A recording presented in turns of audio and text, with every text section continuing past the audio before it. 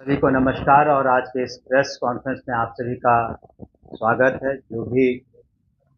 आप सभी print media और इलेक्ट्रॉनिक मीडिया से आए हैं, आप लोगों का आज बुलाने का कारण और वजह यह है कि कई दिनों से ये सवाल उठ रहे थे कि शांतरण नीति जो ट्रांसफ़र पॉलिसी है शिक्षा विभाग की क्या होगी। तो इस पर हम लोगों ने काफ़ी व्यापक विचार विमर्श किया। जो शिक्षकों ने अपने पिटिशन्स दिए, जो जनप्रतिनिधि हैं, उन लोगों से हम लोगों ने वार्ता की और जिलों में हम लोग जब भ्रमण के लिए गए, हम भी गए, हमारे पदाधिकारी गए, तो उस वक्त हमें जो फीडबैक मिला, तो कुल मिलाकर के हम लोगों ने उसके बाद एक पॉलिसी बनाई और पॉलिसी को यथासंभव हम लोगों ने बहुत ही उदार रखने का काम किया है, ताकि जो भी शिक्षक हैं हमारे, उन्हें कम से कम कठिनाइयों का सामना करना पड़े और जो भी पॉलिसी बनती है उससे सरकार का मत है, हमारे माननीय मुख्यमंत्री नीतीश कुमार जी का मत है कि इस पॉलिसी में अधिक से अधिक लोग संतुष्ट रहें। और हम समझते हैं कि जो हमारी पॉलिसी बनी है उसमें अधिकांश शिक्षक संतुष्ट रहेंगे, क्योंकि इसमें व्यापक विचार विमर्श हुए हैं और साथ ही साथ हम लोगों ने शिक्षकों की जो कठिनाइयां हैं उनको भी मद्देनज़र रखते हुए ये नीति बनाई है। और इस नीति में हम लोगों ने ध्यान दिया है कि न सिर्फ जो सक्षमता जिन लोगों ने पास किया 1,87,000 से ज़्यादा, या बीपीएससी के थ्रू जो लोगों ने परीक्षाएं पास की हैं और जो ज्वाइनिंग किया है 2.25 लाख से ज़्यादा, या कुछ और लोग हैं जो पुराने शिक्षक हैं 1995 के कमीशन पर, तो सभी लोग अपना इसमें पिटिशन्स दे सकते हैं। एक समय सीमा हम लोग निर्धारित करेंगे और एजुकेशन डिपार्टमेंट के पोर्टल पर उसको अपलोड करेंगे और हम लोग उसमें उन लोगों को 10 ऑप्शन देंगे, शिक्षकों को 10 ऑप्शन देंगे, काफ़ी ऑप्शन देंगे, 1 2 3 4 5 6 7 8 9 10 ऑप्शन रहेंगे उनके पास। और यथासंभव हम लोगों ने कोशिश किया है कि जो शिक्षक हैं अपने ही ज़िले में रहें। पहली बात तो ये है कि अपने ही ज़िले में रहें ताकि उनको सुविधा हो अपने ही ज़िले में, और बीपीएससी के भी जो पास कर चुके हैं या सक्षमता, वो भी इसके हकदार रहेंगे, या पुराने जो शिक्षक हैं। तो जो हम लोगों ने नीति बनाई है उसकी प्रतिलिपि भी आपको हम देंगे, उसमें व्यापक सब कुछ लिखा हुआ है। लेकिन हम लोगों ने यह ध्यान रखा है सबसे पहले कि अगर किसी को असाध्य रोग हो या गंभीर बीमारी हो या फिर दिव्यांगता के कारण या फिर मानसिक कोई समस्या हो, तो इन सबों को हम लोग काफ़ी उच्च प्राथमिकता देंगे। उन लोग पर हम लोग विशेष ध्यान देंगे कि उनके बीमारी इत्यादि के कारण उनके इलाज में दिक्कत ना हो और उनको सुविधा हो। ये हमने पहले भी ये बात रखी थी। और उसके अलावे जो वैसी महिलाएं हैं जो विडोज़ हैं या किसी कारणवश सिंगल हैं, तो उन लोगों के बारे में भी हम लोगों ने विशेष ध्यान रखा है। और महिलाओं का जहाँ तक प्रश्न है, गृह पंचायत से हट के पुरुषों को अनुमंडल से उसी ज़िले में बाहर रख करके हम लोगों ने ये नीति बनाई है। और जो एक बार जब पोर्टल पर ये लोग अपना एप्लीकेशन अपलोड कर देंगे तो उसको हम लोग निर्णय लेंगे उस पर। लेकिन उनकी ज्वाइनिंग हम लोग दिसंबर माह में कराएंगे ताकि छुट्टियों के वक्त, ताकि अभी जो पढ़ाई सुचारू रूप से चल रही है किसी तरह से डिस्टर्ब नहीं हो, उसमें किसी तरह का व्यवधान उत्पन्न नहीं हो। हम माननीय मुख्यमंत्री नीतीश कुमार जी को भी धन्यवाद देना चाहेंगे कि उनके दिशा निर्देश में जो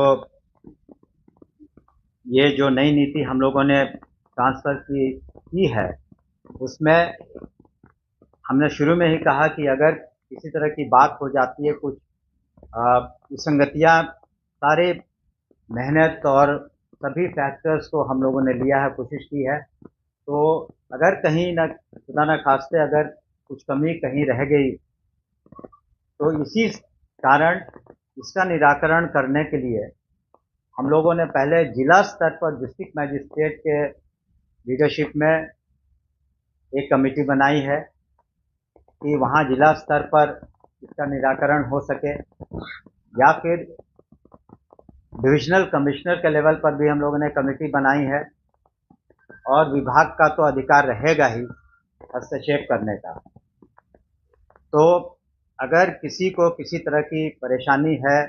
या इस ट्रांसफ़र नीति के अधीन भी कुछ विसंगतियाँ रह गई हों, तो उसको हम लोग इन कमिटीज़ में एड्रेस करेंगे। तो हर व्यापक पैमाने पर हम लोगों ने विचार विमर्श किया है, सभी के जो विचार हैं उसको हम लोगों ने डिस्कस किया है, हमारे एसीएस साहब से और सभी पदाधिकारियों से हम लोगों ने डिस्कशन किया है, और उसके बाद ये नीति लाई है। लेकिन एक बार जब उनकी नियुक्तियां, जो प्रोसेस चल रहा है, खास करके जो नियोजित शिक्षक हैं उनके काउंसलिंग के बाद उन्हें नियुक्ति पत्र भी दिया जाएगा। उसके बाद वो लोग सरकारी सेवक हो जाएंगे। लेकिन उनसे भी हम अपेक्षा करेंगे, विभाग करेगा, सरकार करेगा, माननीय मुख्यमंत्री जी भी करेंगे कि अब आप सरकारी सेवक हो गए हैं तो बिल्कुल डिसिप्लिन के तहत उन्हें रहना होगा। उन्हें फ़ायदे भी हैं जो एक सरकारी सेवक को होता है, पोस्ट रिटायरमेंट या सरकारी सेवक को अन्य जो सुविधाएं दी जाती हैं उन्हें मिलेंगी। लेकिन उन्हें भी ये ध्यान रखना होगा कि बिल्कुल डिसिप्लिन तरीके से वो पठन पाठन कराएं और कोशिश करें कि बिहार में शिक्षा का स्तर और बेहतर हो, क्वालिटी एजुकेशन हो, और उसमें उनका योगदान बहुत महत्वपूर्ण है। इन बातों को हम लोगों ने ध्यान में रखते हुए ये किया कि जबकि माननीय मुख्यमंत्री जी ने, आपने देखा होगा और जानते भी होंगे शायद, कि जो कुल बजट है, एनुअल बजट 2,72,000 करोड़ से ज़्यादा, उसका 20% से ज़्यादा यानी 52 करोड़ से ज़्यादा मेन बजट में शिक्षा के लिए रखा गया, और बाद में 10,000 करोड़ सप्लीमेंट्री भी लिए गए हैं। तो ताकि हम लोग हर स्तर पर, चाहे पढ़ाई लिखाई हो, मिड डे मील हो, चाहे वो पोशाक हो, साइकिल योजना हो माननीय मुख्यमंत्री जी की, कहीं किसी तरह की कमी नहीं आए, और जो प्रोत्साहन राशियाँ दी जा रही हैं, स्टूडेंट्स को क्रेडिट कार्ड दिए जा रहे हैं, कहीं कोई कमी नहीं हो। और उसी कड़ी में हम लोगों ने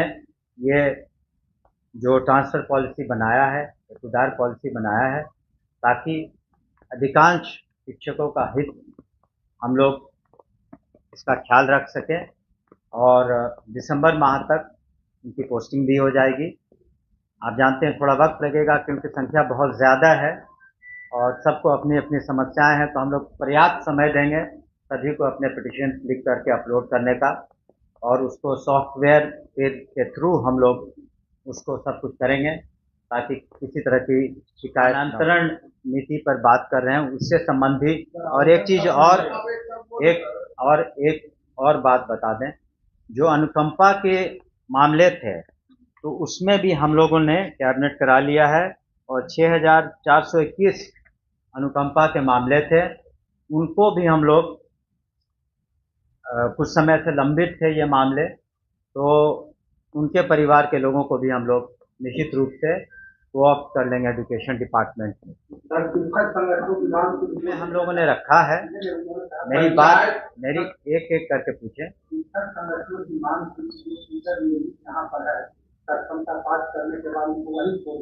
हम लोगों ने, देखिए, आप सरकारी सेवक जब हो जाते हैं तो कुछ नियम कानून है, कायदे हैं, और हम लोगों ने यथासंभव कोशिश किया है और लिखा भी है, आप पढ़ लेंगे, कि हम लोगों ने उनको उसी जिले में रखा है। और लेकिन विशेष परिस्थिति में जिनके समस्याएं हैं उन पर हम लोग विशेष ध्यान देंगे, वो तो हमने शुरू में ही लिखा है। लेकिन आप ये भी समझें कि आप जब आप सरकारी सेवक हो जाते हैं तो सरकारी नियम कायदे कानून है, आपको सरकारी सेवक के सभी फायदे मिलेंगे, आपको पेंशन इत्यादि भी बाद में मिलेगा। तो कुछ सरकारी नियम कानून को भी ध्यान में रखना बहुत ज़रूरी होता है। आप उदाहरण स्वरूप आप देख लीजिए, हम लोगों ने तो डिस्ट्रिक्ट में ही रखा है। एक पुलिस डिपार्टमेंट का अगर आप लेते हैं उदाहरण, तो वहाँ पर आज करीब करीब 30,000 महिलाएं हैं जो पुलिसकर्मी हैं, और किसी पुलिस वाले को अपने डिस्ट्रिक्ट में काम करने का मौका नहीं मिलता है, वो भी तो अपने नौकरी कर रही हैं। तो ठीक है, संघों का काम है मांग करना, सभी चीज़ों पर, सभी बातों पर हम लोगों ने विचार विमर्श किया, और अनुशासन के दृष्टिकोण से और साथ ही साथ क्वालिटी एजुकेशन के दृष्टिकोण से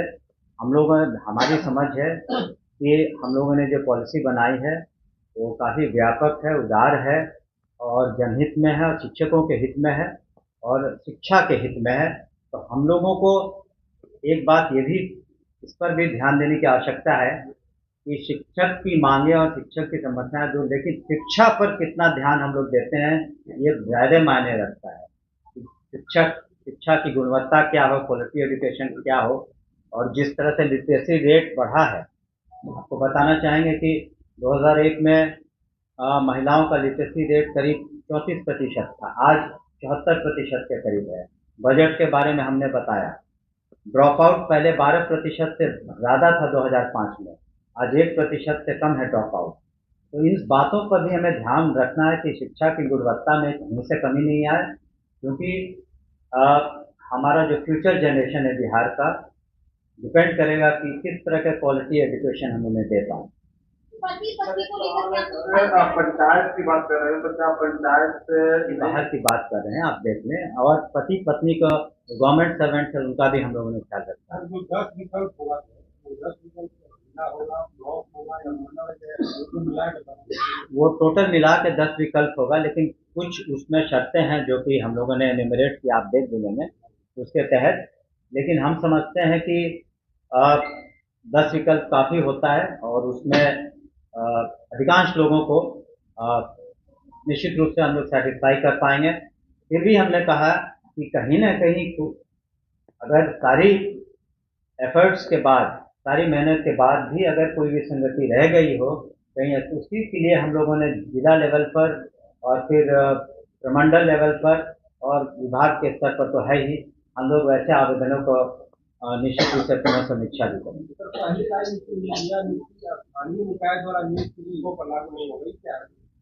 यानी कि उसका मतलब जिन्होंने अभी तक एग्जाम नहीं पास किया है तो वो कर जाएंगे तो उन पर फिर से लागू होगी। वो तो होगा ना, जब आप, अभी तो सरकारी सेवक तब बनेंगे ना जो सक्षमता पास कर जाएंगे, जो बीपीएससी पास कर चुके हैं, या पूर्व से 1995 के बीपीएससी के शिक्षक, ये सब इससे आच्छादित हो रहे हैं। लेकिन वो अभी बाकी पास कर जाएंगे तो उनको भी उसमें ले आएंगे। वो कुछ उसमें कुछ कठिनाइयाँ थी जो हम लोगों ने कहा है कि जल्द से जल्द उसको करने के लिए कुछ कठिनाइयाँ थी। ये हम लोग उसका तिथि निकाल देंगे अति शीघ्र, क्योंकि एक सॉफ्टवेयर भी, ये पॉलिसी अप्रूव हो गई है तो एक सॉफ्टवेयर बनाने में भी थोड़ा टाइम लगेगा। तो लेकिन हम लोग पर्याप्त समय देंगे, और खुदा और किसी को दिक्कत भी अगर होनी नहीं चाहिए, इसलिए हम लोग समय काफ़ी देंगे। सभी को मौका देंगे, 5 मौके दे रहे हैं हम लोग, तो सभी को मौका मिलेगा। हाँ, लेकिन एक बात ज़रूर है कि काउंसलिंग के दौरान हम लोग गहराई से सभी सर्टिफिकेट इत्यादि की भी जांच करेंगे और जहां पर किसी तरह की कमी पाई जाएगी या सर्टिफिकेट जेन्युइन नहीं है तो उनका अधिकार नहीं रहेगा। हमने कहा बहुत शीघ्र हम लोग कल पॉलिसी अप्रूव हुई है तो आज हम लोगों ने आप सभी को बता दिया। हम लोग शीघ्र, हमको लगता है जैसे ये सॉफ्टवेयर भी डेवलप करना शुरू कर देंगे आज से तो अति शीघ्र। लेकिन जैसा हमने कहा कि पठन पाठन में, पढ़ाई में व्यवधान न उत्पन्न हो, इसके लिए हम लोग जो भी इम्प्लीमेंट करेंगे दिसंबर महीने में छुट्टियों के दौरान, ताकि पढ़ाई लिखाई में किसी को कोई दिक्कत न हो।